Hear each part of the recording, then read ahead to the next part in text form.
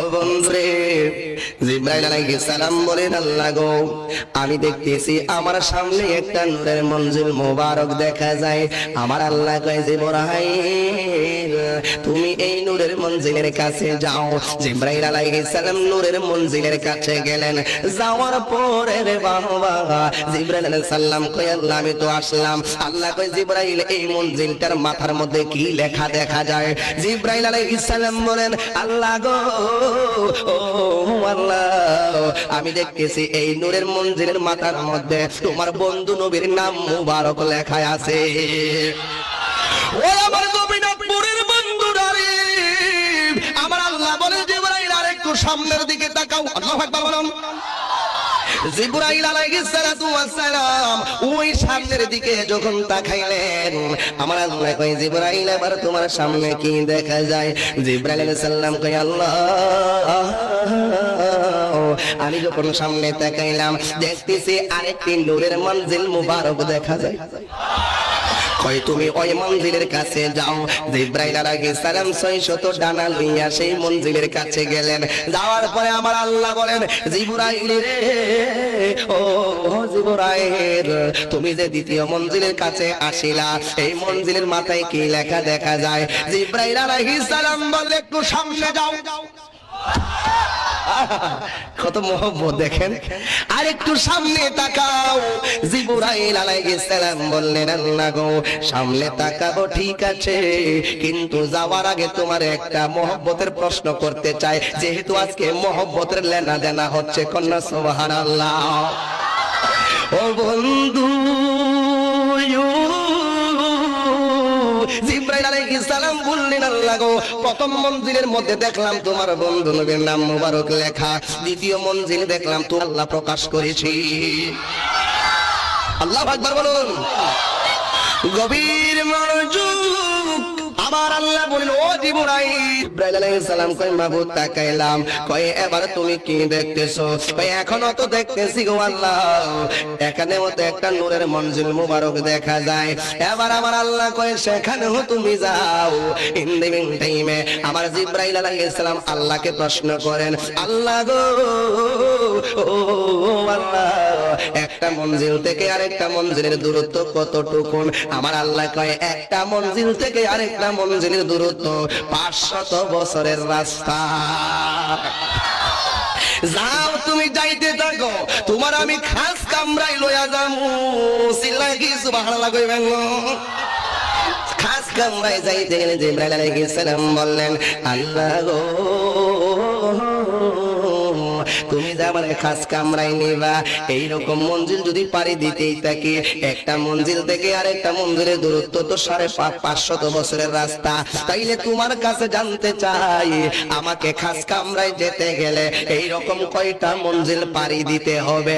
আমার আল্লাহ বললেন, ও জিবরাইল, আমার খাস কামরায় যদি যাইতে হয় এইরকম ভাবে 750 মঞ্জিল পাড়ি দিতে হবে।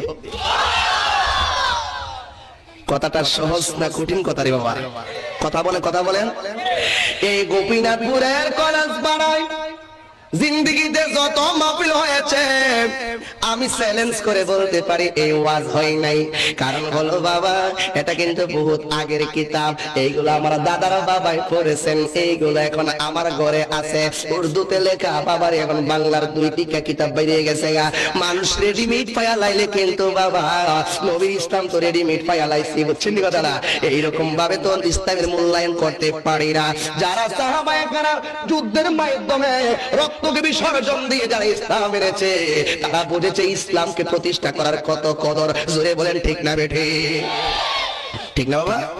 গভীর মনোযোগ, আমার আল্লাহ ডাক দিয়ে বলেন, ও জিবরাইল, এইরকম ভাবে 750 মঞ্জিল পাড়ি দিতে হবে। ও বন্ধুরে, গভীর মনোযোগ, আমার জিবরাইল আলাইহিস সালাম একটা মঞ্জিল থেকে আরেকটা মঞ্জিল চলে যাচ্ছেন।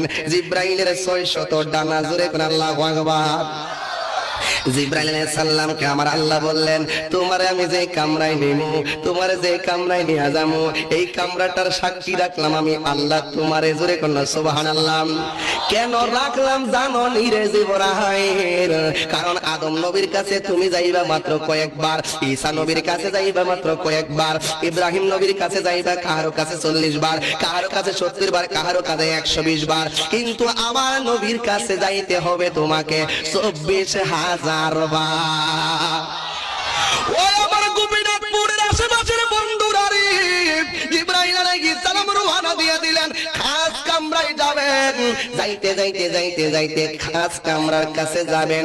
মঞ্জিল 750 মঞ্জিল অতিক্রম কইরা খাস কামরার সামনে জিবরাইল আলাইহিস সালাম হাজির হইয়া গেলেন। জিবরাইল আলাইহিস সালাম কয়, আল্লাহ গো, আল্লাহ, আমি তো এই খাস কামরা গুলো অতিক্রম করলাম। আমার আল্লাহ কয়, জিবরাইল তোমার সামনে কি দেখা যায়? জিবরাইল আলাইহিস সালাম বললেন, আল্লাহ গো, আমার সামনে তো একটা নূরের খাস মহল দেখা যায়। কি মহল দেখা যায়? খাস মহল দেখা যায়। আমার আল্লাহ কয়, জিবরাইল তুমি যে খাস মহলটা দেখতেছো, এই খাস মহলটা কিসের? জিবরাইল আলাইহিস সালাম কয়, আল্লাহ গো, নূরের মঞ্জিলের চাইতে এই খাস মহলটারে আরো সুন্দর দেখা যায়। জিবরাইল আলাইহিস সালাম এই খাস মহলের সামনে দাঁড়ালেন। আমার আল্লাহ ডাক দিয়ে কয়, জিবরাইল দেখো তো, লক্ষ্য করো সেই খাস মহলের দিকে। কয়, আল্লাহ আমি যে লক্ষ্য করব আমার তো আর জান চলে না। কেন চলে না? কয়, এতগুলো মঞ্জিল অতিক্রম দেখতে যাই আমি ক্লান্ত হয়ে গেলাম, একটু শান্তি দাও। আল্লাহ কয়, শান্তি আমি দেব, কিন্তু কাশমহলের গেট তোমাকে খুলতে হবে। কাশমহলের গেট খোলার পরে এর ভিতর থেকে একটি রহমতি হাওয়া তোমার সিনার মধ্যে লাগবে, সঙ্গে সঙ্গে দেখবা তোমার সব শান্তি দূর হইয়া গেছে। আল্লাহু আকবার বলেন। আমার আল্লাহ ডাক দিয়া বললেন, জিবরাইল,